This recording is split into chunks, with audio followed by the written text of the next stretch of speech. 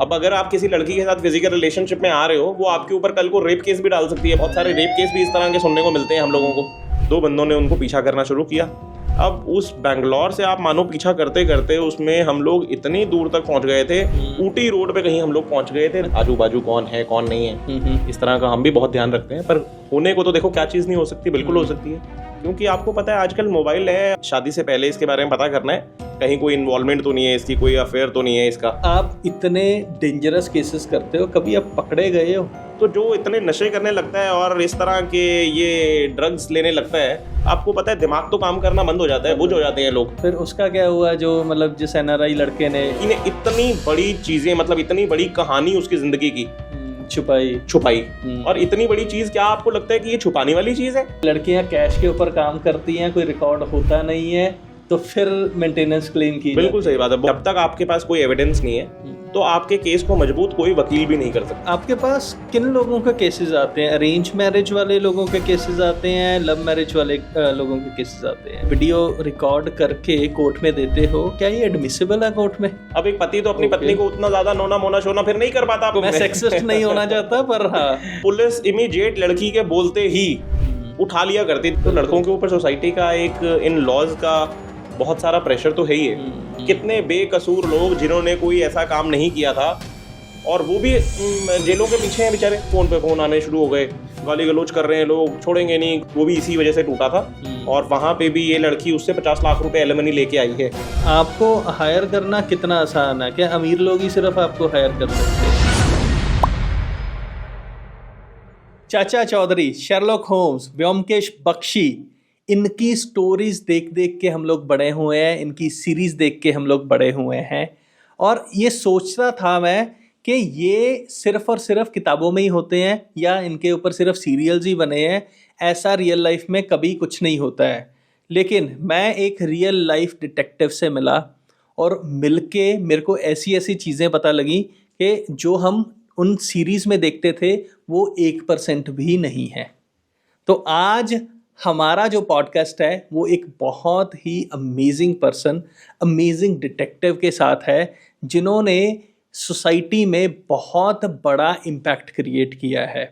और आज हम लोग बात करेंगे कि डिटेक्टिव किस किस तरीके के केसेस के ऊपर काम करते हैं, किन किन खतरों से जूझते हैं और कैसे कैसे डिवाइसेस वो यूज़ करते हैं अपनी सर्विलेंस के दौरान। सर, हमने इस पॉडकास्ट में बहुत सारे डिफरेंट केसेस के बारे में बात की जो हम सोच भी नहीं सकते कि इस तरीके से भी लोग काम करते होंगे। और जो लोग डिटेक्टिव एजेंसीज और डिटेक्टिव बनने में इंटरेस्टेड हैं उनको तो ये पॉडकास्ट ज़रूर देखना चाहिए, क्योंकि उनको पता लगेगा कि एक डिटेक्टिव बनना होता क्या है और किस तरीके से वो लोग काम करते हैं। और इस पॉडकास्ट में हमने अपने गेस्ट की आइडेंटिटी रिवील नहीं की है सिक्योरिटी पर्पसेस के कारण। सो आइए चलिए चलते हैं मिस्टर डिटेक्टिव की दुनिया में। So mister detective, welcome to win talks with Abhishek Jain. Hello sir, hi. So mister detective, मतलब मेरे को आपसे मिलने से पहले तो यही लगता था कि ये सारी चीजें जो हम लोग मूवीज में देखते हैं कि डिटेक्टिव होता है, वो किसी का पीछा करता है, एंड मेरे को लगता था कि ये सिर्फ फिल्मों में ही होता है। आपसे मिलने के बाद मेरे को लगा कि यार क्या बात है, मतलब how you guys are creating impact in the society. तो हमारे को मतलब बताइए थोड़ा सा कि क्या क्या चीजें होती हैं, फिर उसके बाद डीप डाउन करेंगे हम। जी बिल्कुल ठीक बात है। Thanks for inviting me first. और बिल्कुल आप ठीक कह रहे हो, सोसाइटी में बहुत इम्पैक्ट डाल रहे हैं हम लोग, क्योंकि आज के टाइम पे सोसाइटी को इस चीज़ की ज़रूरत है एक्चुअली, है ना। हम लोग भी तभी आए हैं क्योंकि जिस चीज़ की आपको पता है डिमांड होती है तो सप्लाई तभी हो पाती है ना। तो ज़रूरत है सोसाइटी को आज हमारी। आज जहाँ शादियों की बात कर रहे हैं हम लोग, ठीक है, तो वहाँ शादी की पहले की इन्वेस्टिगेशन, शादी के बाद डिवोर्स केस की इन्वेस्टिगेशंस, तो इस तरह की इन्वेस्टिगेशंस हम लोग करते हैं ज़्यादातर। तो ये तो पर्सनल इन्वेस्टिगेशंस हो गए। इसके साथ साथ हम लोग कॉर्पोरेट इन्वेस्टिगेशंस भी करते हैं। ओके। कॉर्पोरेट्स भी, बड़े बड़े कॉर्पोरेट्स हमसे इन्वेस्टिगेशंस कराते हैं। तो प्री एम्प्लॉयमेंट के लिए, लेबर कोर्ट केसेस के लिए वो लोग हमको हायर करते हैं। Very interesting. तो प्री मैरिटल का आपने नाम लिया, प्री मैरिटल में आप लोगों की क्या ज़रूरत है? मतलब आप लोग कैसे इन्वेस्टिगेट करते हो? सर मैं कहता हूँ आज का टाइम ऐसा टाइम आ रहा है कि आज कुंडली मिलाने से पहले आपको एक इन्वेस्टिगेशन करानी ज़्यादा ज़रूरी है। आप कुंडली चाहे ना मिलाएं, ठीक है, पर लड़का लड़की की इन्वेस्टिगेशन पहले ज़रूर करा लें। ओके, क्योंकि आजकल मैक्सिमम जो शादियां हो रही हैं ये मैट्रिमोनियल वेबसाइट्स के थ्रू हो रही हैं, न्यूज़पेपर्स के थ्रू हो रही हैं। ठीक है, पहले का टाइम जो था, पहले हम लोगों की इतनी ज़्यादा सोशल गैदरिंग्स होती थी कि माँ बाप के कोई जानने वालों के थ्रू ही शादियां हो जाती थी। बिल्कुल पर बिल्कुल आजकल टाइम चेंज हो गया है, हर कोई अपने लाइफ में बिजी है, और आपको पता है बीच में कोई आजकल बिचौला पड़ना भी नहीं चाहता, बनना भी नहीं चाहता, ठीक है, नहीं तो इन्हीं उसी के प्रॉब्लम्स ऊपर की बात वजह से। आती है। हाँ, बिल्कुल ठीक बात है। बिल्कुल बिल्कुल, तो जब आपको पता है किसी मैट्रिमोनियल वेबसाइट्स के थ्रू शादियां होंगी, जीवन साथी, शादी.com, तो वहां आप किसी को जानते नहीं हो, बिल्कुल, जिसने जो अपना एक परफॉर्मा बायोडाटा बना के डाल दिया, उस पे आपको विश्वास करना पड़ता है। तो जब आपको एक बायोडाटा मिलता है, उसको आप या तो अपने लेवल पे जाके खुद पहले उसके बारे में आस पड़ोस से जाके, या उसके बारे में जितनी पूछ पड़ताल कर सकते हो, पता कर सकते हो, जानकारी इंटेलिजेंस इकट्ठी कर सकते हो, वो करो। पर लोगों में इतनी मतलब लोग इतनी ज्यादा मेहनत करना नहीं चाहते, और लोगों को पता भी नहीं है। सीधे लोग होते हैं बेचारे, बिना पता किए कर जाते हैं शादियां, और तभी मैक्सिमम लोग फंसते भी हैं। आपको पता है यहाँ पे फैमिली कोर्ट्स में लाइनें लगी हुई हैं। बिल्कुल बिल्कुल, कितने डिवोर्स केसेस आजकल बढ़ रहे हैं, इसकी परसेंटेज कितनी बढ़ गई है। तो इसलिए पहले, अगर शादी से पहले लोग इन्वेस्टिगेशन करा लें, तो मुझे लगता है बहुत सारे लोगों का जीवन बच सकता है। तो मिस्टर डिटेक्टिव, क्या आपके पास कोई रियल लाइफ केस स्टडी है इसको लेके जो आपने की हो, उसमें से कुछ इंटरेस्टिंग चीज आपके लिए निकल के आई हो, या आपके क्लाइंट के लिए निकल के आई हो? सर बहुत सारी हैं। शादी से पहले लोग हमसे इन्वेस्टिगेशन कराते हैं। अब उसमें हम लोगों के पास बहुत सारे अपने पैरामीटर्स हैं जिसके ऊपर हम लोग इन्वेस्टिगेशन करते हैं। ओके, जैसे लोग हमसे कहते हैं जी शादी से पहले इसके बारे में पता करना है, तो हम लोगों के पास इसकी बेसिक डिटेल्स हैं, नाम, एड्रेस, फोटो, ये सब चीज़ें हैं, तो आप इसमें क्या कर सकते हो। ठीक तो है, हम उसमें लोगों को बताते हैं कि इसमें हम लोग इसकी फैमिली बैकग्राउंड पता करेंगे, फैमिली रेप्यूटेशन पता करेंगे, सोशल रेप्यूटेशन पता करेंगे, और प्रेजेंट एक्टिविटीज़ क्या हैं, गुड बैड हैबिट्स क्या हैं इसकी, और जॉब स्टेटस क्या है, ये सब चीज़ें पता करेंगे। ठीक है, तो ये सब पता करने का 2 तरीके हैं हम लोगों के। पहला तरीका हम लोगों का रहता है सर्वेलेंस। सर्वेलेंस में हम लोग क्या करते हैं, जो भी हमारा सब्जेक्ट है, लड़का है चाहे लड़की है, ठीक है, इसको हम लोग 4-5 दिन के लिए सर्वेलेंस पे रखते हैं, पीछा करते हैं और नज़र रखते हैं इसके ऊपर। ठीक ठीक, जब किसी के ऊपर सुबह से शाम नज़र रखी जाती है, तो उसका हम लोगों को डेली रूटीन पता लगता है। उसमें हम लोगों को पता लगता है इसकी क्या एक्टिविटीज़ हैं, क्या रूटीन है, क्या स्केड्यूल है, कहाँ आता जाता है, किससे मिलता जुलता है, कोई गुड बैड हैबिट्स तो नहीं है इसकी, कहीं ड्रिंकिंग, अल्कोहल, इस तरह की हैबिट्स तो नहीं है इसको, कोई कहीं कोई इन्वॉल्वमेंट तो नहीं है इसकी, कोई अफेयर तो नहीं है इसका। दूसरा, साथ साथ हम लोग दूसरा काम करते हैं इंक्वायरी का। ठीक है, इंक्वायरी में हम लोग क्या करते हैं, जहाँ बंदा काम करता है और दूसरा जहाँ वो रहता है, ठीक है, यहाँ हम लोग नेबर्स से और उसके कुलीग से कुछ इंक्वायरीज करते हैं, पता करते हैं लोगों से किस तरह की इसकी रेप्यूटेशन है, क्या इसकी गुडविल है, और कितने टाइम से यहाँ रह रहा है, घर बार अपना है कि नहीं, प्रीवियस कोई मैरिज तो नहीं हुई, कोई क्रिमिनल बैकग्राउंड तो नहीं है इसका। तो उससे बहुत सारी जानकारियां हम लोगों के पास इकट्ठी होती हैं। तो क्या लोग बता देते हैं इजीली आपको? बिल्कुल सर, देखो हम लोग जब जाते हैं तो लोगों से बातचीत करते हैं, और कोई बैकअप स्टोरी लेके जाते हैं। किसी ने कोई लोन अप्लाई किया है जी, इसकी वेरिफिकेशन आई हुई है, किस तरह के लोग हैं, या बहुत सारी अलग अलग बैकअप स्टोरी बनाते हैं जगह के अकॉर्डिंगली। ठीक है, कोई रूरल का केस है, अर्बन का केस है, किस तरह का केस है, उसके अकॉर्डिंगली काम करते हैं। ठीक, अब आपने केस हिस्ट्री की बात की थी, मैं आपको बताता हूँ कैसे ये इम्पैक्ट लाती है। हम लोगों के पास एक पंजाब के किसी विलेज का केस आया, एक एनआरआई क्लाइंट था हम लोगों का। ठीक है, उसने हम लोगों को केस दिया कि मेरे एक फियांसे के बारे में पता करना है। ठीक है, और मैं इससे पिछले 6-7 महीने से टच में हूँ। और आपको पता है 6-7 महीने से अगर एक लड़का लड़की बात करेंगे तो अटैचमेंट्स हो जाती हैं, है ना। तो उनको अटैचमेंट्स हो चुकी थी। उसने कहा था बस आने वाले कुछ 2-4 महीने में मैंने आना इंडिया और शादी करनी है। तो उससे पहले मेरे को थोड़ा सा मेरे दिमाग में किसी मेरे दोस्तों ने डाल दिया कि यार पहले पता करवा ले, हम उसको जानते नहीं है इतना। तो बड़ी शॉकिंग चीजें निकल के आई। जहां हम लोगों ने उसकी इन्वेस्टिगेशन की, लड़की रहने वाली किसी एक विलेज की थी और रह रही थी आके लुधियाना में। लुधियाना आपको पता है मेट्रो सिटी है, बड़ी सिटी है, नौकरियों के लिए भी लोगों को आना पड़ता है वहां पे। तो वो लड़की वहां रह रही थी। तो जब उसने हमें एड्रेस दिया, उसने लुधियाना का एड्रेस दे दिया, पिंड का भी एड्रेस दे दिया, विलेज का भी एड्रेस दे दिया उसने। अब हमने पहले उसको फॉलो किया और उसकी रूटीन चेक की। तो वहां तो उसका सब कुछ बिल्कुल नॉर्मल निकल के आया। सुबह ऑफिस जाती है, शाम को घर आ जाती है, कोई इन्वॉल्वमेंट नहीं है, कोई उसकी गुड बैड हैबिट्स इस तरह की नहीं निकल के आई जो हम लोग उसको बताते। उसके बाद हम लोगों ने अपना एक पार्ट हमारा सर्वेलेंस वाला हो गया। जब हमने इंक्वायरी वाला पार्ट उसके पहले तो जहां वो रह रही है लुधियाना में वहां किया, वहाँ पे उसके बारे में सब कुछ बहुत अच्छा अच्छा पता लगा। ठीक है। सेकंड पार्ट जब हमने विलेज में किया, सेम पार्ट हमने विलेज में भी किया। विलेज में जाके जब हमने उसके बारे में पता कराया तो हमें पता लगा कि ये तो ऑलरेडी मैरिड थी। अच्छा जी। इसकी बहुत छोटी एज में 18-19 साल की एज में जब ये पढ़ाई कर रही थी तभी इसका कहीं किसी के साथ अफेयर हो गया था। और जिसके साथ इसका अफेयर हुआ था वो एक वहाँ का माना हुआ बदमाश था और गैंगस्टर्स के चक्कर में उनकी दोस्तियों में आ गया था। ठीक है। उसके साथ इसको भी उस वक्त अपनी छोटी एज में लड़कियों को भी कई बार ये चीज़ बहुत फैसिनेट कर जाती है कि हाँ साढ़े पिंड दा मुंडा बदमाश है, ਇਹਦੀ टॉर वखरी है। तो उस चक्कर में इसके पीछे पड़ गई। जब इसके साथ अफेयर हो गया और अब इसके लड़की के माँ बाप उस टाइम पे माने नहीं उस लड़के को लेकर। वो इसलिए नहीं माने, दोनों सेम गोत्र के थे, सेम कास्ट के थे।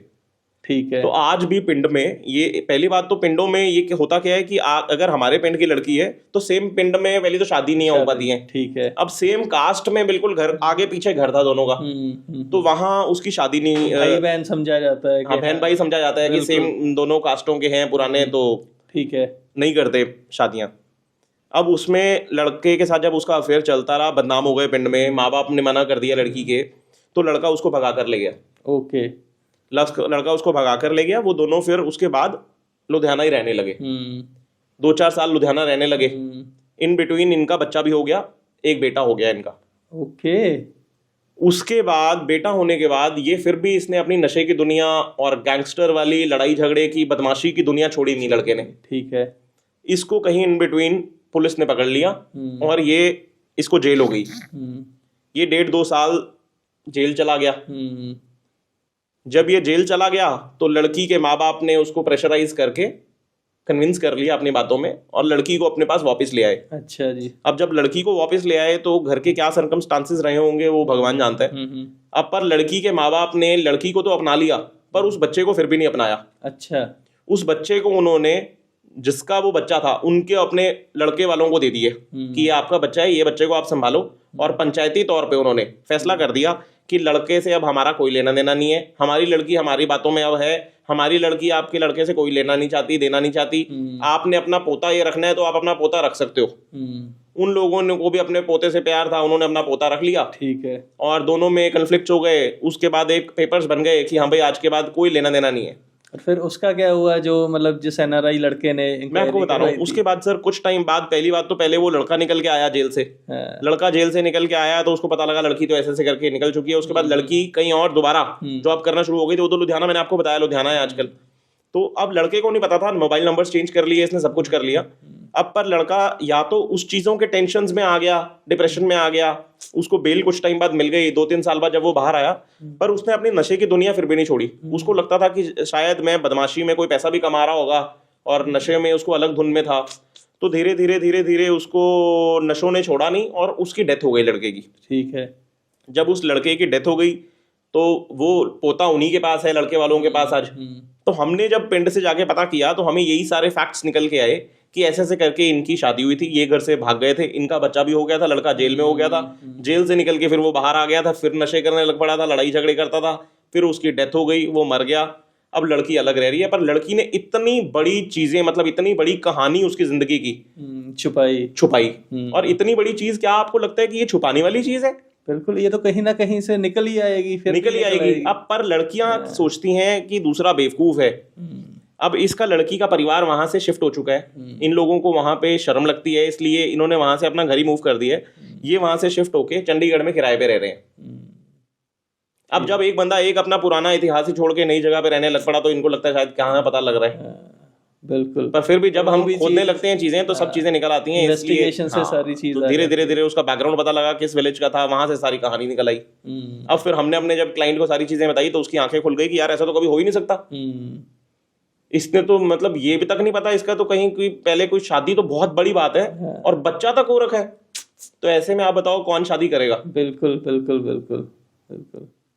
और ये तो आपने बताई प्री मैरिटल केस की, मतलब जैसे आप बता रहे थे कि डाइवोर्स केसेस में भी आप लोग हेल्प करते हो, तो वो किस तरीके से आपके पास केस आता है, मतलब क्या हेल्प करते हैं? मेरे को समझ नहीं आ रहा। डाइवोर्स केस में अब 2 तरह के केसेस होते हैं।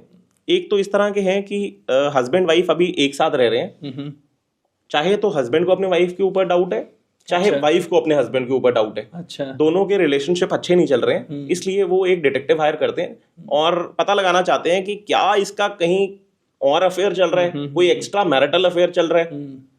दूसरा, हम लोगों के पास केसेस आते हैं डाइवोर्स केस के, जब वो एक लिटिगेशन में आ जाते हैं दोनों और डाइवोर्स केस उनका स्टार्ट हो जाता है, तब आपको पता है जब तक आपके पास कोई एविडेंस नहीं है तो आपके केस को मजबूत कोई वकील भी नहीं कर सकता, एडवोकेट भी नहीं कर सकता। ओके। जब आपके पास कोई सॉलिड एविडेंस, कोई प्रूफ है, तभी आपका केस आगे मजबूती से दौड़ता है, ठीक है। तभी आपको कोई कानूनी हक भी मिलता है। तो इसलिए फिर हम लोगों के पास हस्बैंड भी आते हैं, वाइफ्स भी आती हैं कि हमारे हस्बैंड को चेज करो, पता करो इसके बारे में, इसका कहीं कोई और अफेयर तो नहीं है। तो इस कोई तरह से वाइफ रियल भी लाइफ आती है। एग्जांपल से समझाइए हमारे को, बताइए कोई रियल लाइफ एग्जांपल। अभी आपको एक फिलहाल तौर पे जो एक केस चल रहा है उसके बारे में बताता हूँ। आप बिल्कुल, आई गेस वो जो मतलब प्रेमी प्रेमिका ने मिलके, मतलब अपने प्रेमिका ने अपने हस्बैंड को ही मार डाला वो ड्रम में जी जी सीमेंट जी वाले जी में, जी, मतलब आप साहिल मुस्कान वाले केस की बात कर रहे हो, बिल्कुल। बहुत चर्चित केस है आजकल, न्यूज में हर मीडिया में वही चल रहा है। तो उस केस को भी, अगर उस केस की स्टडी भी हम करें सर, तो हम देख सकते हैं कि देखो दोनों की शादी हो गई थी, उसके बाद इनकी एक 2-2.5 साल की बेटी भी थी, बिल्कुल। तब भी वो लड़की ने अपने पति के बारे में नहीं सोचा और इतनी बड़ी कॉन्स्पिरेसी रच दी और उसको मर्डर तक कर दिया उसका।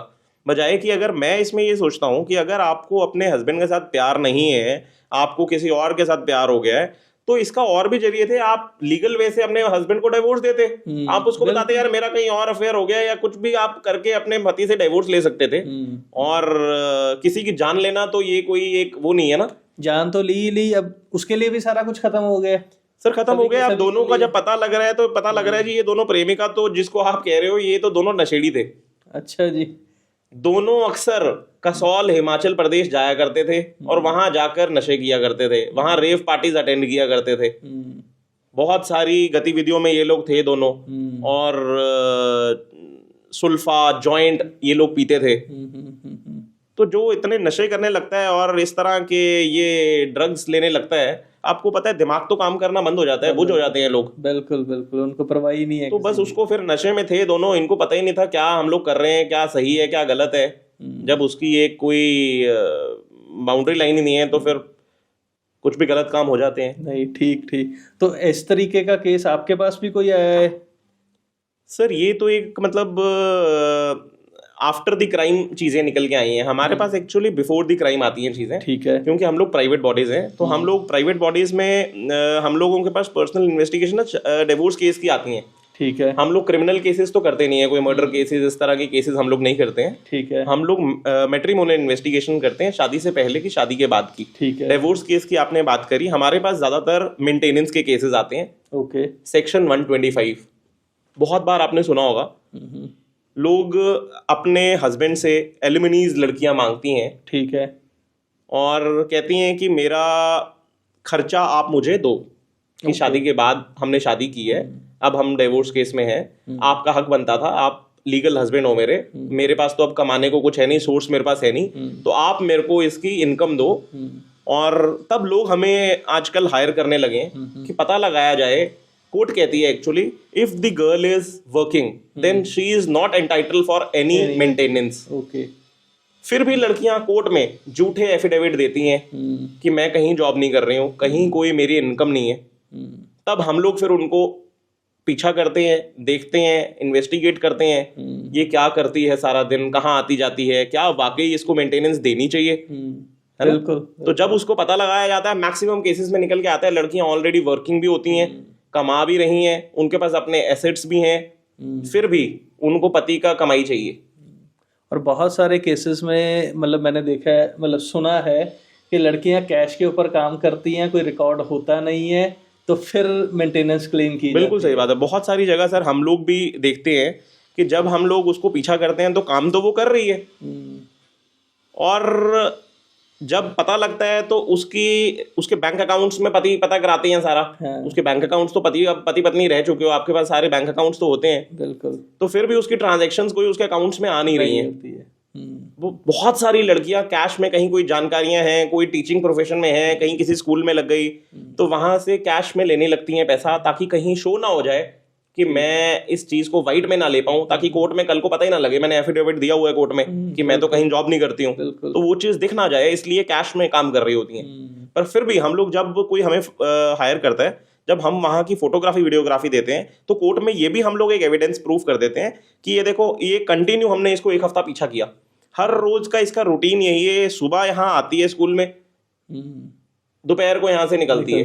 बिल्कुल बिल्कुल। तो ये यहाँ पे वर्क कर रही है, जॉब कर रही है यहाँ पे, तो फोटोग्राफी वीडियोग्राफी भी हमारी वहाँ पे एविडेंस बन जाती है। सो मिस्टर डिटेक्टिव, हमारे को एक चीज़ बताइए कि जो आप ये रिकॉर्डिंग्स करते हो, आप पीछा करते हो, और जो आप मतलब वीडियो रिकॉर्ड करके कोर्ट में देते हो, क्या ये एडमिसिबल है कोर्ट में? बिल्कुल सर, बिल्कुल। जो भी प्रूफ हम लोग कोर्ट में लगाते हैं, देते हैं अपने क्लाइंट को, पहली बात तो वो कोई उस तरह का प्रूफ होता है जिसमें कोई अडल्ट्री की चीज दिख रही है, ठीक है ना, या कोई मेंटेनेंस की चीज दिख रही है, क्योंकि ये 2 तरह की एविडेंस ज्यादातर डिवोर्स केस की इन्वेस्टिगेशन में मदद आती है लोगों को, तो वो एडमिसिबल है बिल्कुल। पर उसमें कहीं पे भी कोई डिटेक्टिव एजेंसीज का आप नाम नहीं ले सकते हो, ओके, है ना। आजकल तो सुप्रीम कोर्ट ने भी कहा है कि कोई ये चीजें पूछी नहीं जाएंगी, प्रूफ मतलब प्रूफ, बिल्कुल। आपके ऊपर बर्डन ऑफ प्रूफ था, आप कहीं से भी लेके आए हो, एविडेंस उस तरह का दिख गया अगर, तो कोई सामने वाला भी आपसे ऑब्जेक्शन लगा के पूछ नहीं सकता कि आप कहाँ से लेके आए हो, जब वो गिल्टी दिख रहा है उसमें। बिल्कुल बिल्कुल। एक चीज़ और बताइए, आपके पास किन लोगों के केसेस आते हैं? अरेंज मैरिज वाले लोगों के केसेस आते हैं, लव मैरिज वाले लोगों के केसेस आते हैं? बिल्कुल ठीक कह रहे हो सर, ये चीजें वैसे देखो ऐसे बोलनी नहीं चाहिए, पर ज्यादातर केसेस हम जो अपने करियर में भी देख रहे हैं ना, लव मैरिजेस के ज्यादा हम लोगों के पास एक्स्ट्रा मैरिटल निकल के आते हैं। वेरी इंटरेस्टिंग और वेरी मतलब शॉकिंग, मतलब ये कैसे? सर होता क्या है ना, एक्चुअली आप देखो, जब एक लव मैरिज होती है ना, उसमें जो एक मेलोडी शुरू में रहती है, नोना शोना मोना लव यू, और उसके बाद घूमना, शॉपिंग कराना, वो सब चीजें धीरे धीरे धीरे धीरे जब शादी हो जाती है इंसान की, तो वो चीजें ग्राउंड लेवल पे कम हो जाती हैं। अब एक पति तो अपनी पत्नी को उतना ज्यादा नोना मोना शोना फिर नहीं कर पाता, अपने कामकाज में बिजी हो जाता है, ठीक है। पर बीवियों की लाइफ में कुछ टाइम बाद वो रोमांच दोबारा जागता है, उनको दोबारा मन करता है कि उनका पति दोबारा उनको उतना ही टाइम दे पाए, उतना ही शोना मोना दोबारा कर पाए, उनको उतना घुमा पाए, पैम्पर कर पाए, उतना टाइम दे पाए। पर वो चीजें हो नहीं पाती हैं, तो मैक्सिमम फिर दोबारा वो एक्स्ट्रा मैरिटल में हो जाती हैं चीजें कन्वर्ट, और वो हमारे पास केस देखने को मिलते हैं हमें। ओके, और एक और चीज, मेल फीमेल में से किनका नंबर ज्यादा है? सर देखो, मैं सेक्सिस्ट नहीं होना चाहता, पर हाँ स्टिल आपके पास नंबर होगा वो। सर देखो, हमारे पास जितना मेरे को देखने को मिलता है ना, मैक्सिमम हमारे पास तो केसेस लड़कियों के ज्यादा आते हैं। अच्छा जी। मैक्सिमम केसेस हम लोगों के पास लड़कियों के आते हैं। तो आजकल आपको भी पता है, जहाँ कोई खबरें सुनने को मिलती हैं वो सारी यही होती हैं कि सताए हुए हैं लड़के बेचारे। आप पीछे भी कितने सारे केसेस हमने देख लिए जहाँ लड़के सुसाइड कर गए अपने टेंशन्स में आके, डिवोर्स केस की टेंशन्स में आके। बिल्कुल। तो लड़कों के ऊपर सोसाइटी का एक इन लॉज का बहुत सारा प्रेशर तो है ही है, और लॉज भी आई गेस लड़कों के साथ नहीं, बहुत ज्यादा बाइस्ड है, और लड़कियों के फेवर में है बहुत ज्यादा ये इस तरह के केसेस। ये केसेस भी सर एक्चुअली उस टाइम पे बने जब ये सेक्शंस बनाए गए, लड़कियों के फेवर में ये लॉज बने, तब सती प्रथा का टाइम था और लड़कियों के ऊपर अत्याचार हुआ करते थे। पति मर गया, चलो भाई पत्नी को भी जला दो, साथ ही ये भी मर गई। बिल्कुल। तो उस तरह के मतलब लड़कियों के ऊपर अत्याचार होते थे उस जमाने में। आज टाइम पे वैलिड थे। हाँ, उस टाइम पे वैलिड थे। अब तो बहुत ज्यादा चीजें अमेंड हो गई हैं और अमेंडमेंट्स आ गई हैं केसेस में। पहले आज से अगर 15 साल 20 साल पहले की बात करूं, अगर कोई डोमेस्टिक वायलेंस का केस कोई लड़की डालती थी अपने पति के ऊपर, साथ साथ अपने ससुर के ऊपर भी डाल देती थी। पति ने भी मारा है, ससुर ने भी मारा है, और सास ने भी मारा है, उसके कोई दोस्तों ने भी मारा है मेरे को। अच्छा जी। तो पुलिस इमीडिएट लड़की के बोलते ही उठा लिया करती थी और रिमांड केस में अंदर कर देती थी। कितने बेकसूर लोग जिन्होंने कोई ऐसा काम नहीं किया था, और वो भी जेलों के पीछे हैं बेचारे, जिंदगी बर्बाद हो गई। आज हम देख रहे हैं, तो आज धीरे धीरे जितने लॉयर्स भी हैं और जज भी हैं, उनको भी पता है कि बहुत सारी लड़कियां इस चीज का मिसयूज कर रही हैं। बिल्कुल बिल्कुल बिल्कुल, क्योंकि लॉज का मिसयूज हो रहा है बहुत सारी जगह, पता लग रहा है। और ये डेटिंग ऐप से भी बहुत ज्यादा चीजें हो रही हैं आज, बहुत सारी हो रही हैं सर। आप सोचो कि कितना आसान हो गया आजकल। अब लड़कियों के लिए लड़के पटाने तो बाएं हाथ का खेल है। एक आंख मारी, थोड़ी सी स्माइल दी, लाइन दी, और हम लोग पागल हो जाते हैं लड़के, है ना। और दूसरी वहीं उसी तरह अगर बात की जाए तो अप्रोच करने के लिए जरिए आसान हो गया है बिल्कुल है ना? बिल्कुल। आजकल डेटिंग एप्लीकेशंस आ गई हैं। डेटिंग एप्लीकेशन पे आप किसी को भी 1 मिनट में ढूंढो और सब ओपन रिलेशनशिप में है। ठीक ठीक। किसी को कोई परवाह नहीं है, सब मैरिड हैं, पता है, हाँ उसमें लिख रखा है हम मैरिड हैं पर हम इंजॉय करना चाहते हैं, बस इंजॉय के लिए इस पे आ रहे हैं। इसी चीज का मिसयूज और ज्यादा हो रहा है आजकल। कितने केस देखने को मिले हम लोगों को जहां डेटिंग एप्लीकेशन से ये लोग मिले थे और उसके बाद एक फिजिकल रिलेशनशिप में आ गए और कुछ टाइम बाद लड़की लड़के को ब्लैकमेल करना शुरू हो गई। अब मेरे पास तेरी वीडियोस हैं, अब मेरे पास तेरे एविडेंस है, मैं तेरी बीवी को दिखा दूंगी, इतने पैसे दे। तो कैसे बचा जा सकता है इससे? सर मत करो ऐसे काम जो करेगा तो फिर थोड़ा सा देखो, या तो फंसोगे। बिल्कुल बिल्कुल। एंटी सोशल एलिमेंट्स हैं ये, इस तरह के काम है। अब अगर आप एक रिश्ते में आ चुके हो, बन चुके हो शादी के रिश्ते में, तो उसके बाद ये चीजें अच्छी नहीं लगती। बिल्कुल बिल्कुल। और अब लोगों को या तो आपको लॉज का भी पता होना चाहिए सारा। अब अगर आप किसी लड़की के साथ फिजिकल रिलेशनशिप में आ रहे हो, वो आपके ऊपर कल को रेप केस भी डाल सकती है। बहुत सारे रेप केस भी इस तरह के सुनने को मिलते हैं हम लोगों को। तो हर चीज सोच समझ के करो, या तो इस तरह के, या तो शादियां ही ना करो और इस तरह के काम करते रहो, कोई नहीं आपको रोक रहा।